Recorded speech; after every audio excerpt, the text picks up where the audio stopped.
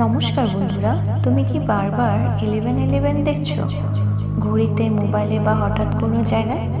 এটা কি শুধু কাকতালীয়, নাকি এর পেছনে কোনো গভীর ইশারা আছে? তাহলে ভিডিওটি স্ক্রিপ্ট না করে সম্পূর্ণ দেখো আর কমেন্ট সেকশনে থ্যাংক ইউ ইউনিভার্স ক্লেম করো। সত্যিটা হলো, এটা কোনো সাধারণ সংখ্যা নয়, এটা ইউনিভার্সের একটা ডিভাইন সাইন।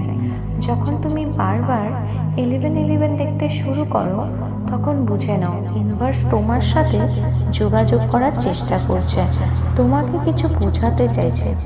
হয়তো তুমি এখন জীবনে এমন এক সময়ে আছো যেখানে তুমি নিজেকে একা মনে করছো, কারোর জন্য অপেক্ষা করছো বা কাউকে খুব মিস করছো। আর ঠিক সেই সময়ে 1111 তোমার সামনে আসছে, যেন ইউনিভার্স তোমাকে বলছে তুমি একা নও, আমি আছি।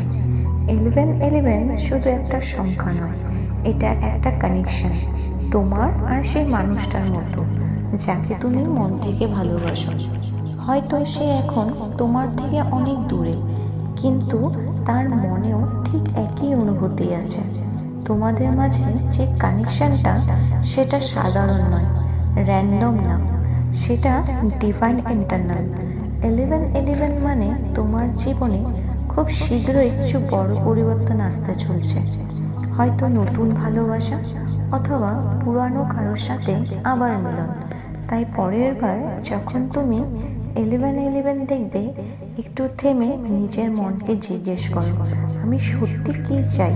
কারণ সেই মুহূর্তে ইউনিভার্স তোমার কথা শুনছে, তোমার ইচ্ছাগুলি অনুভব করছে।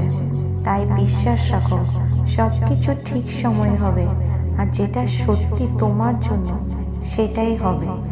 যে তোমাকে ভালোবাসে সে কোনোদিনও তোমাকে ছেড়ে যাবে না।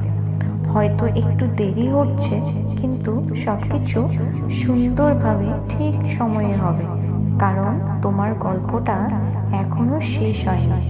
যদি ভিডিওটি ভালো লেগে থাকে, অবশ্যই লাইক করবে, চ্যানেলটিকে সাবস্ক্রাইব করবে, আর কমেন্ট সেকশনে 1111 অ্যান্ড থ্যাংক ইউ ইউনিভার্স অবশ্যই লিখবে।